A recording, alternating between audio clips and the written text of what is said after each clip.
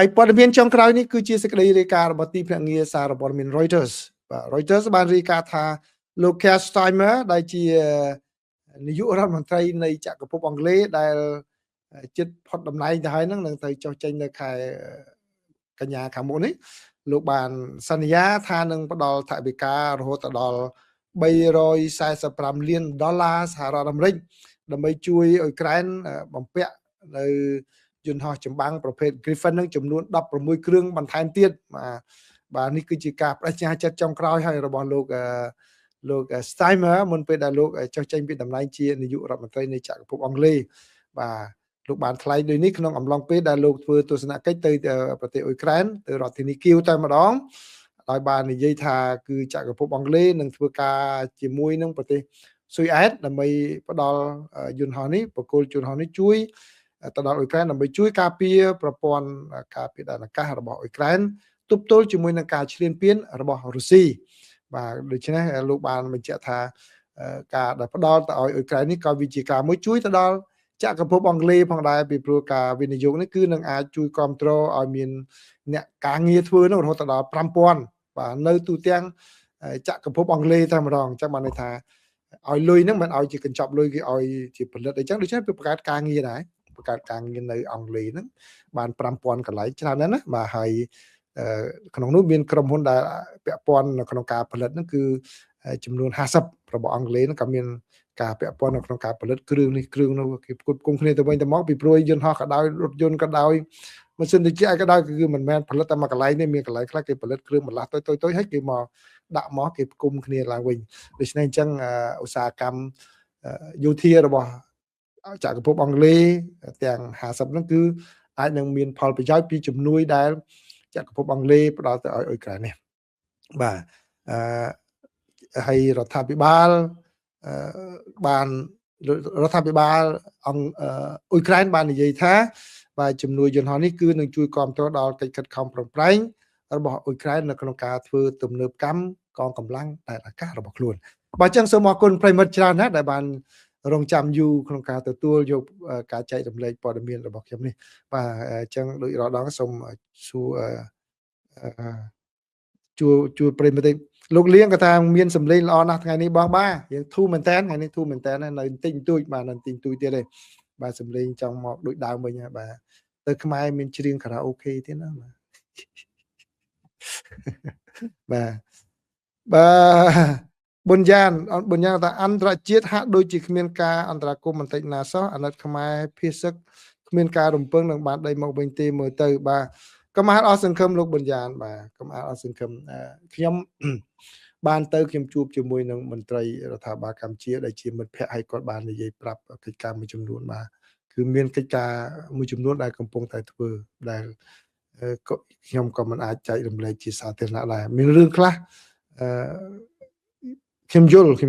ថាបើនិយាយបើចឹងមិនថាពេលខ្លះខ្ញុំជួបគាត់ទៅគាត់បញ្យល់ដែរហើយខ្ញុំយល់បានគាត់ថារឿងខ្លះនិយាយទៅមហាជនគាត់ពេញចិត្តដោយសាររឿងវាមានផលប្រយោជន៍ដល់កម្ពុជាអញ្ចឹងក៏ប៉ុន្តែបែរជាធ្វើឲ្យខាងថៃនោះខាងសម្បាបាទអញ្ចឹងដូច្នេះគាត់ត្រូវថ្លឹងថ្លែងមែនតើរវាងការដែលត្រូវឲ្យមហាជនបានដឹងហើយនឹងរុញបញ្ហានេះឲ្យវាកាន់តែអាក្រក់ទៅទៀតនោះបាទអញ្ចឹងគឺមានបញ្ហាមួយចំនួនហើយគាត់បញ្យល់លើកឧទាហរណ៍មកខ្ញុំអាចទទួលយកបានបាទប៉ុន្តែខ្ញុំសូមមិននិយាយដែរដោយគ្រប់នៅគោលការណ៍ពីព្រោះខ្ញុំជួបពួកគាត់ក្នុងនាមជាមិត្តភ័ក្តិក្រៅផ្លូវការជជែកគ្នាហើយគាត់បានបញ្យល់ប្រាប់ខ្ញុំផ្ទៀងផ្ទាត់ទៅគឺជារឿងពិតអញ្ចឹងមែនណាបើអញ្ចឹងលោកប៊ុនយ៉ានកុំអស់សង្ឃឹមអីបាទកាលណាយើងអស់សង្ឃឹមនឹងគឺដូចខ្ញុំបាននិយាយក្នុងពេលកន្លងមកជាងគឺយើងហាក់បីដូចជាចូលទៅក្នុងអន្ទាក់របស់ថៃដែលគេចង់បានហើយបាទគឺក្រុមថៃហ្នឹងគឺគាត់ចង់ធ្វើយ៉ាងណាផ្សាយតែព័ត៌មានចិត្តសាស្ត្រឥឡូវហ្នឹងគឺអ្វីដែលថៃកំពុងធ្វើគឺព័ត៌មានចិត្តសាស្ត្រធ្វើយ៉ាងណាឲ្យយើងបាក់បែកផ្ទៃក្នុងឲ្យយើងអស់ក្តីសង្ឃឹមអស់ជំនឿលើដោយតែថ្នាក់ដឹកនាំក្នុងការដោះស្រាយបញ្ហាហ្នឹងវាទៅជារឿងអីផ្សេងដើម្បីជាផលប្រយោជន៍របស់គាត់បាទជារឿងលេងតវ៉ាលេងអីចឹងយើងរងចាំតែទទួលយកអ្វីដែលថៃដាក់មកឲ្យយើងបាទអញ្ចឹងដូច្នេះកុំអស់សង្ឃឹមអីបាទត្រូវតែអាសាក្តីសង្ឃឹមហើយនឹងជឿជាក់ទៅលើច្បាប់អន្តរជាតិបាទជឿជាក់លើច្បាប់អន្តរជាតិជឿជាក់ទៅលើយន្តការអន្តរជាតិបាទដែលគឺខាងកម្ពុជាគាត់កំពុងតែ ធ្វើបែបនេះបាទយ៉ាងឲ្យអន់បំផុតក៏យើងទៅមានជំនឿលើច្បាប់អន្តរជាតិដែរបាទมันអាចនឹងបោះបង់ច្បាប់អន្តរជាតិចោលទេគឺថៃនឹងគាត់មិនទាន់មានកម្រិតខ្លាំងដូចរុស្ស៊ីដូចសហរដ្ឋអាមេរិកអីដែលអាចដើររំលងច្បាប់អន្តរជាតិពេលខ្លះម្ដងម្កាលនោះបានទេបាទកៅកំលៀនរចនាអញ្ចនាបាទជំរាបសួរចិនសាឡាជំរាបសួរប៊ុនចាន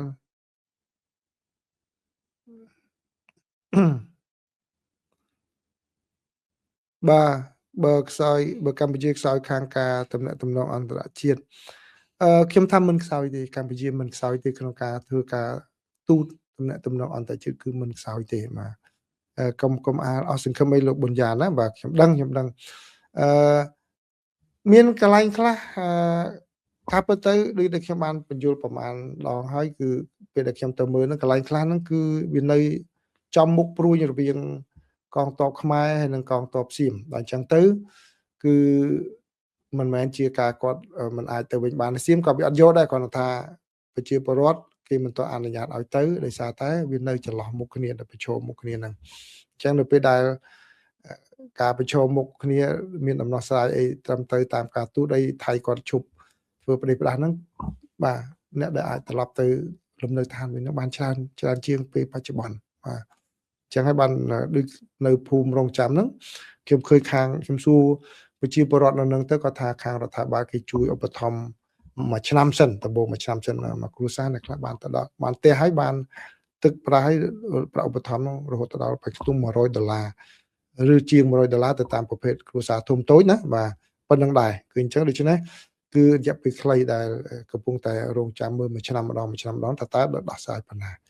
នេះបើតាមខ្ញុំទទួលផ្ទាល់តែម្ដងពីប្រជាពលរដ្ឋខ្ញុំសួរគាត់ផ្ទាល់គាត់បានទទួលនៅរបបហ្នឹងបាទអូខេតារាត្រូវលោកត្រូវអូខេអស់ហើយអស់មានហើយបាទបាទហ៊ុយចន្ទរិទ្ធក៏សួរថាជំរាបសួរលោកពូបញ្ចប់ការប្រជុំ JBC លេខាធិការថ្នាក់ភូភាគនៅប្រជុំផ្សេងទៀតតទៅនឹងការកំណត់បញ្ហាព្រំដែនភាគីខាងរដ្ឋាភិបាលភាគច្រើនមិនចេញសេចក្តីថ្លែងការណ៍ផ្ទាល់ទេបើជាខាងកាសែតជាអ្នកផ្សាយទៅវិញបាទជាការពិតខាងសំទោសខាងថៃគាត់ប្រាប់បណ្ដាញសារព័ត៌មានរបស់គាត់បាទគឺសេចក្តីរីការបស់គាត់ប្រាប់អ្នកសារព័ត៌មានក៏អត់ចេញឯកសារផ្លូវការទេដើម្បីគាត់ស្រួលកន្លះសម្ដីចុងក្រោយគាត់បន្ទោសអ្នកកាសែតទោះអីយ៉ាងទៅបាទក៏ប៉ុន្តែអ្នកសារព័ត៌មានគ្មានបានព័ត៌មានណាក្រៅពីគាត់និយាយនឹងដែរទេបាទអញ្ចឹងណាបាទខាងកម្ពុជាអញ្ចឹងបានដូចខ្ញុំនិយាយពីខាងដើមអញ្ចឹងខាងកម្ពុជាគាត់មានតម្លាភាពច្រើនជាងខាងភាគីថៃទៅទៀតបាទហើយបាទខ្ញុំនិយាយដោយត្រង់ខ្ញុំបាទចន្ទរិទ្ធក៏ថាទុកផ្លូវក្រោយបាទជាការប៉ុណ្្នឹងហើយបាទខ្ញុំនិយាយទៅគឺបើតាមខ្ញុំស្ទាបស្ទង់មើលទៅខាងកម្ពុជាដូចជាបាទនិយាយថាម៉េចខាងកម្ពុជាដូចជាស្ដាប់មហាជនច្រើនជាងបាទច្រើនជាងពាក្យគីថៃគាត់ធ្វើតាមរបៀបថាផែនការយោធារបស់គាត់ហើយយកមហាជនគាត់ក៏ដាក់សម្ពាធដែរក៏ប៉ុន្តែខាងកម្ពុជាក៏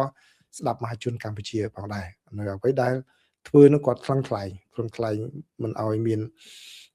ការភ័ន្តច្រឡំក្នុងចំណោមមហាជនកម្ពុជាគាត់ខិតខំប្រឹងប្រែងបញ្យល់ដែរក៏ប៉ុន្តែមានបញ្ហាមួយចំនួនដែលគាត់មិនអាចបញ្យល់បានបាទគាត់សុខចិត្តទ្រាំទុកនៅស្ងៀមដើម្បីឲ្យមហាជនពេលខ្លះមហាជនគាត់ថ្នាក់ដែរក៏ប៉ុន្តែបាទលទ្ធផលនឹងចេញនៅពេលក្រោយបាទគាត់សុខចិត្តយកជំរឿសមួយនឹងឲ្យច្រើនជាងបាទដើម្បីដោះស្រាយបញ្ហាឲ្យបានទៅមុខដោយរលូនកុំឲ្យមានបញ្ហាអ្វីកើតឡើងទៀតបាទក្នុងគណៈពេលដែលកម្ពុជាត្រូវតែពង្រឹងខ្លួននៅក្នុងពេលដែលព្រឹត្តិការណ៍ការប៉ះទង្គិចកើតមានឡើងដូច្នេះសមត្ថភាពអ្នកណាបណ្ណាកម្ពុជាមានបណ្ណាថៃបណ្ណាដូច្នេះម្នាក់ដឹងរឿងនេះខ្លួនអញ្ចឹងលើខ្វះខាតកន្លែងណាគឺត្រូវតែបំពេញចន្លោះប្រហោងទាំងអស់នោះទាំងផ្នែកយោធាការទូតសារព័ត៌មានចិត្តសាស្ត្រហើយនឹងសេដ្ឋកិច្ចអីជាដើមនោះបាទអញ្ចឹងអត់មានសំណួរអីផ្សេងទៀតណាបាទអញ្ចឹងសូមអរគុណប្រិមិត្តបាទសូមជម្រាបលាបាទសប្បាយទេសប្បាយបានឃើញទេរូបភាពដែលខ្ញុំបានបង្ហោះនៅសៀមរាប ខ្ញុំនឹងចែករំលែកបដាទៅសៀមរាបនឹងឆ្លៀតបានថតបានច្រើនដើម្បីចូលរួមយ៉ាងណាជួយផ្សព្វផ្សាយអំពីទេសចររបស់កម្ពុជាផងណាជាទឹកចិត្តផ្ទាល់ខ្លួនខ្ញុំទេបើជាទឹកចិត្តផ្ទាល់ខ្លួនខ្ញុំទេនៅក្នុងការជួយលើកកម្ពស់ពីព្រោះអីបាទនៅកម្ពុជាពេលដែលខ្ញុំទៅដល់នោះឃើញវាទី1វាជា low season ដោយសាររដូវភ្លៀងនៅកម្ពុជាផងទី2ដោយសារមានវិបត្តិនៅព្រំដែនហ្នឹងអញ្ចឹងធ្វើមានការផ្សព្វផ្សាយពីអន្តរជាតិពីជាពិសេសពីខាងពីថៃអីហ្នឹងគឺគេផ្សាយធ្វើមិនបំភ័យមិនឲ្យទេសចរទៅហ្នឹងអញ្ចឹងគឺទេសចរមានចំនួនទាបអញ្ចឹងគឺបើសិនជាយើងមើលឃើញស្ថានភាពបែបនេះអ្នកនៅខាងក្រៅប្រទេសគឺយើងអាចនឹងទៅចូលរួមចំណែក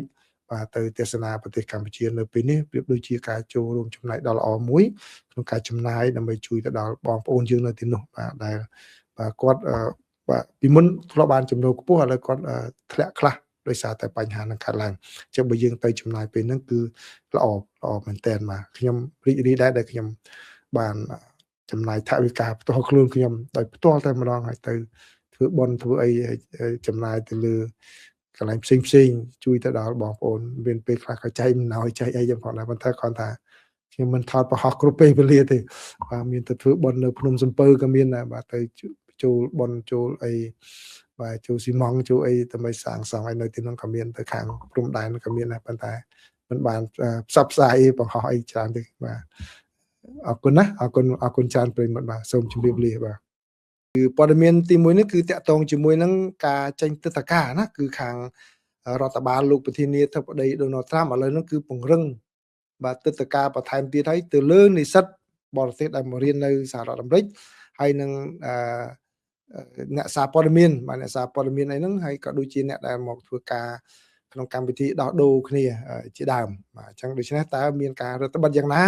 ខ្ញុំនឹងជម្រាបជូនប្រិយមិត្តនៅក្នុងព័ត៌មានពិស្ដាហើយព័ត៌មានទី2នេះគឺជាសេចក្តីរាយការណ៍របស់សារព័ត៌មាន Politico បាទ Politico គាត់បានឲ្យដឹងថាខាងក្រសួងសន្តិសុខមាតុភូមិនោះបានចេញបញ្ជីមួយថារកឃើញអ្នកដែលមិនមែនជាពលរដ្ឋអាមេរិកក៏ប៉ុន្តែមានឈ្មោះក្នុងបញ្ជីបោះឆ្នោតហ្នឹងដល់ទៅរាប់ម៉ឺននាក់ឯណោះហើយការចេញផ្សាយឲ្យដឹងនេះគឺនៅតែប្រហែលម៉ោងមុនពេលដែលលោកប្រធានាធិបតីដូណាល់ត្រាំលោកធ្វើសន្ទរកថាទៅកាន់ប្រជាជាតិអំពីបញ្ហាគេបន្លំការបោះឆ្នោតបាទហើយព័ត៌មានទី3ជារឿងសុខភាពដែលខ្ញុំបានធ្វើជម្រាបអំបញ្ញមិញនេះគឺនៅថ្ងៃព្រោះនេះម៉ោងនៅសហរដ្ឋអាមេរិកណាអាចទៅជាពេលព្រឹកម៉ោងនៅកម្ពុជាហ្នឹងគឺខាងអាជ្ញាធរឱសថរបស់សហរដ្ឋអាមេរិកហ្នឹងបានអនុម័តឲ្យប្រើប្រាស់ថ្នាំថ្មីមួយទៀតបាទដែលទើបតែរកឃើញហើយឥឡូវនេះផលិតចេញហើយ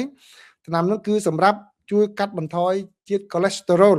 បាទជាតិខ្លាញ់ក្នុងសរសៃឈាមណាខ្លាញ់ក្នុងសរសៃឈាមនោះគឺឲ្យបានកម្រិតទាបជាងមុនតែម្ដងបាទទាបជាងមុនដូច្នេះអាចមានភាពងាយស្រួលនៅក្នុងការពារបង្ការកុំឲ្យមានជំងឺកាំងបេះដូងបាទអញ្ចឹងដូច្នេះជាព័ត៌មានល្អមួយផងដែរសម្រាប់អ្នកដែលមានជំងឺកូលេស្តេរ៉ុលនៅខ្មែរយើងប្រហែលមានច្រើនណាដោយសារតែយើងទទួលទានឃើញបងប្អូនយើងមានសាច់មានឈាមនឹងច្រើនគឺ complete ទៅ check cholesterol ប្រយ័ត្នមានបញ្ហាដឹងខ្លួនណាបាទហើយព័ត៌មានចុងក្រោយនេះគឺជាការសន្យាមុនពេលដែលលោកចាប់តំណែងជានាយករដ្ឋមន្ត្រីនៃចក្រភពអង់គ្លេសគឺលោក Keir Starmer បានអញ្ជើញទៅអ៊ុយក្រែនហើយបានសន្យាជាមួយនឹងលោកប្រធានាធិបតីនៃប្រទេសអ៊ុយក្រែនគឺលោក Volodymyr Zelensky ថាចក្រភពអង់គ្លេសនឹងផ្ដល់ថវិកាឲ្យផលិតយន្តហោះចម្បាំងប្រភេទ Griffin បាទ CS ចំនួន16គ្រឿងបន្ថែមទៀតបាទចំនួន16គ្រឿងដើម្បីជួយបង្កើនកងការពារដែនអាកាសរបស់អ៊ុយក្រែនបាទអញ្ចឹងទាំងអស់នេះជាព័ត៌មានសំខាន់ដែលខ្ញុំចងក្រងសម្រាប់ប្រិយមិត្តទាំងអស់គ្នានៅក្នុងកម្មវិធីបច្ចុប្បន្នភាពអាមេរិកបាទព័ត៌មានទី1នេះសូមជូនសេចក្តីរាយការណ៍របស់ទីភ្នាក់ងារសារព័ត៌មាន Reuters បាទសារព័ត៌មានច្រើនបានរាយការណ៍ដែរក៏ប៉ុន្តែខ្ញុំសូមដកស្រង់ពីទីភ្នាក់ងារសារព័ត៌មាន Reuters ហើយប្រិមិត្តផ្ទៀងផ្ទាត់ផងដែរពីព្រោះនៅកម្ពុជាឃើញមានអ្នកដែលបញ្ជូនកូនមករៀននៅអាមេរិកនឹងច្រើនណាហើយក្មួយដែលចង់មករៀនអាមេរិកត្រូវតាមដានព័ត៌មាននេះផងបើតាមសេចក្តីរាយការណ៍របស់ទីភ្នាក់ងារសារព័ត៌មាន Reuters ឲ្យដឹងថារដ្ឋបាលលោកប្រធានាធិបតី Donald Trump បាទឥឡូវនេះកំពុងតែដាក់កំហិត រយៈពេលកំណត់ថ្មីមួយទៀតហើយទៅលើអ្នកដែលកាន់ទិដ្ឋាការជានិស្សិតបរទេសអ្នកដែលមកធ្វើការនៅសហរដ្ឋអាមេរិកតាមកម្មវិធីផ្លាស់ប្ដូរគ្នានោះហើយនឹងអ្នកសារព័ត៌មានដោយបញ្ចប់នៅប្រព័ន្ធមួយដែលមានរយៈពេលជាច្រើនទសវត្សរ៍មកហើយដែលធ្វើឲ្យមានអ្នកខ្លះនឹងអាចនៅសហរដ្ឋអាមេរិកបានរយៈពេលយូរលកឹកណាពួកគេនៅតែចុះឈ្មោះក្នុងកម្មវិធីសិក្សាប៉ុន្តែឥឡូវលែងបានអញ្ចឹងហើយបាទហើយឬក៏អ្នកខ្លះហ្នឹងគឺថា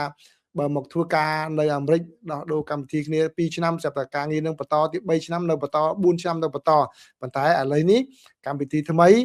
ចេញនៅថ្ងៃប្រហោះទី16ខែកក្កដានេះគឺផ្លាស់ប្ដូរហើយនឹងចាប់ផ្ដើមអនុវត្តភ្លាមក្នុងពេលខាងមុខខ្លីនេះគឺក្រោមច្បាប់ថ្មីដែលចេញផ្សាយដោយក្រសួងសន្តិសុខមាតុភូមិនេះគឺបានបញ្ជាក់ឲ្យដឹងថានិស្សិតបរទេសឬក៏សិស្សបរទេសសិស្សអន្តរជាតិណាហើយនឹងអ្នកដែលមកធ្វើការតាមគេថា exchange visitors អញ្ចឹងគឺអ្នកដែលមកធ្វើការនៅនេះតាមរយៈកម្មវិធីផ្លាស់ប្ដូរគ្នានោះគឺតាមធម្មតាគឺឥឡូវនេះគឺនឹងឲ្យមានរយៈពេលតែ4ឆ្នាំទេបាទគឺតែ4ឆ្នាំទេក្នុងខណៈពេលដែលបាទសិស្សដែលសំទោសក្នុងខណៈពេលដែលអ្នកសារព័ត៌មានបរទេសវិញអ្នកសារព័ត៌មានអ្នកដែលមកធ្វើការជាអ្នកសារព័ត៌មាននៅអាមេរិកនេះដែលមកពីខាងក្រៅដូចថាខាងចិនកសែតអីហ្នឹងគឺអ្នកសារព័ត៌មានបរទេសដែលមកធ្វើការនៅខ្មែរនៅសហរដ្ឋអាមេរិកនេះគឺឲ្យរយៈពេលតែ240ថ្ងៃតែប៉ុណ្ណោះមកមិនដល់1ឆ្នាំហ្នឹងឃើញទេ240ថ្ងៃតែប៉ុណ្ណោះក្នុងពេលដែលចូលមកម្ដងរីឯអ្នកកសែតចិនវិញឲ្យតែរយៈពេល90ថ្ងៃទេឃើញទេរយៈពេល90ថ្ងៃទេបានទៅការពេលហ្នឹងហើយអ្នកណាក៏ដោយដែលចង់ស្នាក់នៅបន្តយូរជាងរយៈពេលដែលខាងសហរដ្ឋអាមេរិកកំណត់ឲ្យនេះគឺត្រូវតែដាក់ពាក្យម្ដងទៀតដើម្បីសុំពន្យាពេលឬក៏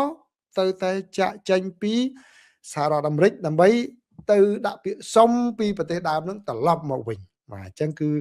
ជាការផ្លាស់ប្ដូរមួយដ៏ខ្លាំងណាស់ពីព្រោះអីក្នុងពេលកន្លងមកអត់មានកំណត់អញ្ចឹងណាហើយបទបញ្ញត្តិថ្មីនេះបាទនឹងចូលជាធរមានរយៈពេល60ថ្ងៃបាទក្រោយពីការចុះបញ្ជីក្នុងបញ្ជីសាធារណៈហើយក៏ត្រូវរងចាំខាងសភាគាត់ពិនិត្យមើលផងដែរបាទអញ្ចឹងឥឡូវនេះគឺបានន័យថាពីពេលឥឡូវមិនតាន់ចូលជាធរមានទេណាបាទបើចុះបញ្ជីក្នុងគេថាឯកសាររបស់រដ្ឋាភិបាលហើយគឺឯកសារកាលប្រវត្តិហើយគឺបានន័យថានឹងចូលជាធរមានរយៈពេល60ថ្ងៃហើយគាត់ថាក៏ប៉ុន្តែត្រូវខាងសភាពិនិត្យដែរអាចសភាបដិសេធអាចសភាគាត់អូខេនឹងខ្ញុំមិនតន់ហ្នឹងណាបាទដូច្នេះវាអាចនឹងមានផលប៉ះពាល់ទៅដល់កម្មវិធីរបស់សិស្សនិស្សិតដែលរៀននៅវិទ្យាល័យមហាវិទ្យាល័យមួយចំនួនគឺចាប់ផ្ដើមពីខែឧសភាចាប់ផ្ដើមពីខែសីហានិងខែកញ្ញាដូច្នេះគេនឹងអាចមានផលប៉ះពាល់ហើយបាទដូច្នេះនេះគឺជាចំណាត់ការបន្ថែមទៀតហើយបាទដោយរដ្ឋបាលលោកប្រធានាធិបតី Donald Trump ចាប់តាំងពីលោកចូលកាន់តំណែងជាប្រធានាធិបតីអាណត្តិទី2របស់សហរដ្ឋអាមេរិកក្នុងឆ្នាំ2025មកនេះបាទមូលហេតុដែលធ្វើឲ្យសហរដ្ឋអាមេរិករឹតបន្តឹងបែបនេះបើតាមក្រសួងសន្តិសុខមាតុភូមិបាននិយាយថាពួកគាត់បានរកឃើញថាមានមនុស្សជាង2100នាក់ដែលដំបូងឡើយចូលមកសហរដ្ឋអាមេរិកក្នុងនាមជានិស្សិតបាទតាំងពីឆ្នាំ2000រហូតដល់ឆ្នាំ2010ហើយ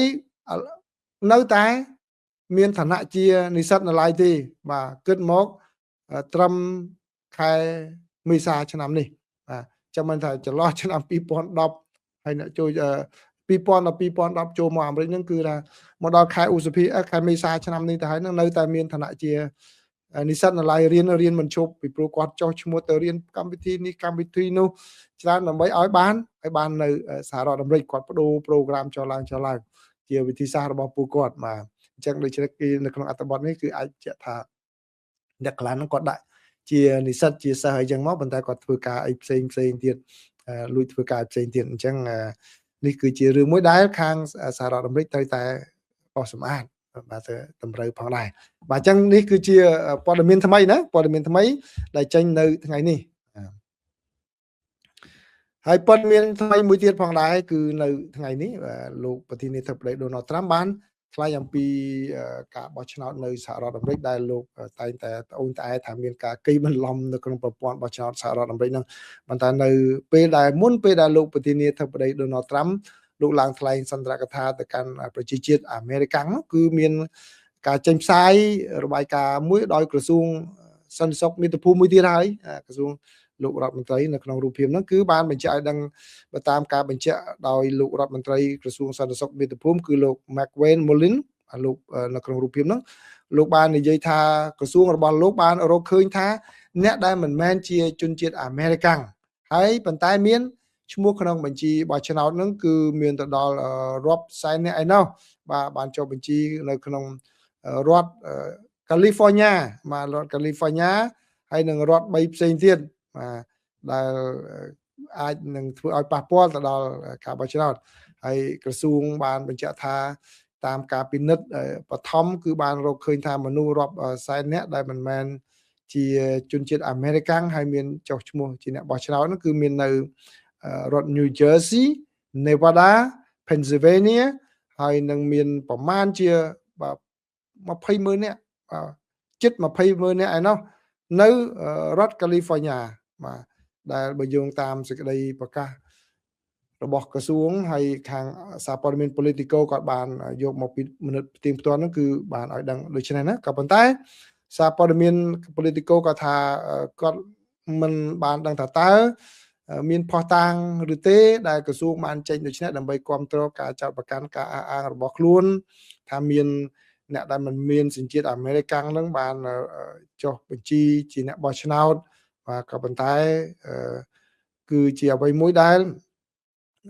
លោកប្រធានាធិបតី Donald Trump ធ្លាប់បាននិយាយក្នុងពេលកន្លងមកហើយនៅថ្ងៃនេះលោកថាអូមានដំណឹងល្អដែលលោកត្រូវបង្ហាញឲ្យដឹងហ្នឹងគឺថាមានអ្នកដែលមិនមែនជាពលរដ្ឋអាមេរិកចុះបញ្ជីបោះឆ្នោតបាទហើយតាមធម្មតាគឺបញ្ជីបោះឆ្នោតហ្នឹងគឺគេដាក់ជាសាធារណៈទេបាទណាចុះឈ្មោះអីណាគេដឹងជាសាធារណៈវាមិនមែនជាឯកសារសម្ងាត់អីណា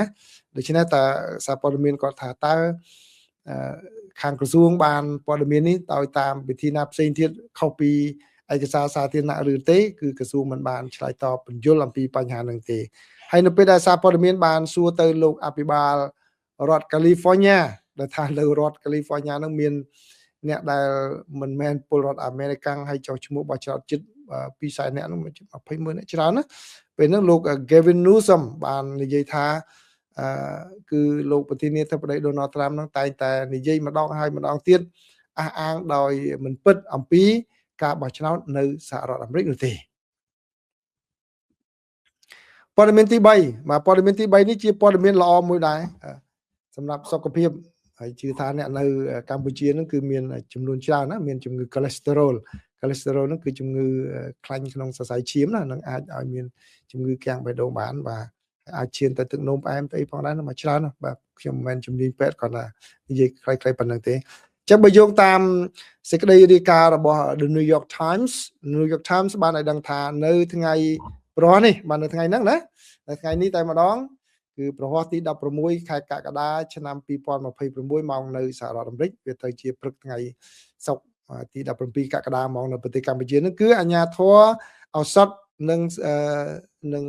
ស្បៀងរបស់សហរដ្ឋអាមេរិកនេះបានអនុម័តឲ្យប្រើប្រាស់ថ្នាំដែលគេលេបប្រចាំថ្ងៃបាទដែលជួយកាត់បន្ថយកម្រិតនៃជាតិ cholesterol បាទខ្លាញ់ក្នុងសរសៃឈាមហ្នឹងឲ្យបានទាបហួសពីកម្រិតដែលថ្នាំកន្លងមកប្រើគឺថ្នាំ statin បាទថ្នាំ statin ហ្នឹងគឺជាថ្នាំគេប្រើសម្រាប់កាត់បន្ថយជាតិ cholesterol ដែលមានតម្លៃថោកណាបាទក៏ប៉ុន្តែឥឡូវនេះគឺថ្នាំថ្មីនេះមានឈ្មោះថា Lifendra បាទគឺថ្នាំប្រភេទហ្នឹងគឺផលិតដោយក្រុមហ៊ុនឱសថ Merck ហ្នឹងគឺបានធ្វើតេស្តទៅឃើញបានបង្ហាញថាវាអាចជួយកាត់បន្ថយកម្រិត cholesterol បាទ cholesterol បើតាមនៃបច្ចេកទេសគេថាមាន cholesterol ល្អ cholesterol អាក្រក់អញ្ចឹងវាជួយកាត់បន្ថយអា cholesterol អាក្រក់ហ្នឹងឲ្យមកកម្រិតក្រោម50ឬក៏60ឬក៏អាចទាបជាងហ្នឹងផងបាទពីព្រោះហ្នឹងអ្នកនៃបច្ចេកទេសពេទ្យ còn anh giấy phần năng đăng anh nè chứ cholesterol cái đăng cái chụp này ta cholesterol lang đau mà nói bà cứ cái xu cái đăng á và chẳng leap tham năng ai chú cắt bật thôi ở theo mô thơm cầm rốt hà sấp rứ học sấp rứ tiếp chương năng phòng đái bà bữa tam thom តាមធម្មតាអ្នកដែលមានជំងឺ cholesterol ខ្លាញ់ក្នុងសរសៃឈាមហ្នឹងគឺកម្រិតខ្លាញ់នៅក្នុងខ្លាញ់អាក្រក់នៅក្នុងសរសៃឈាមហ្នឹងមានកម្រិតលើ100ណាបើសិនជាគាត់មិនញ៉ាំថ្នាំទេដល់ពេលញ៉ាំថ្នាំទៅបានជួយកាត់បន្ថយឥឡូវថ្នាំថ្មីនេះបាទបើយោងតាមគោលការណ៍ណែនាំថ្មីដែលចេញផ្សាយដោយសមាគមបេះដូងអាមេរិកាំងបាទហើយនឹងមហាវិទ្យាល័យនៃជំងឺបេះដូងរបស់សហរដ្ឋអាមេរិកនោះបាននិយាយថាអ្នកណាដែលមានកម្រិតគេថាជាតិ cholesterol ហ្នឹងលើពីគឺដែលមានអាចមានគ្រោះថ្នាក់ជំងឺបេះដូងណាឬក៏ stroke ហ្នឹងបាទជំងឺបេះដូងឬ stroke ដាច់សរសៃឈាមហ្នឹងគួរតែធ្វើយ៉ាងណាកាត់បន្ថយជាតិ cholesterol របស់ខ្លួនឲ្យនៅក្រោម70បើមិនចឹងទេអាចមានជំងឺ stroke អាចមានជំងឺបេះដូងបាទមានការបញ្ហាប្រឈមផងដែរអញ្ចឹងដូច្នេះគឺឲ្យនៅក្រោម70ឬក៏អាចនៅត្រឹមកម្រិត55ឬក្រោម55បាទក្រោម55តែម្ដងហើយ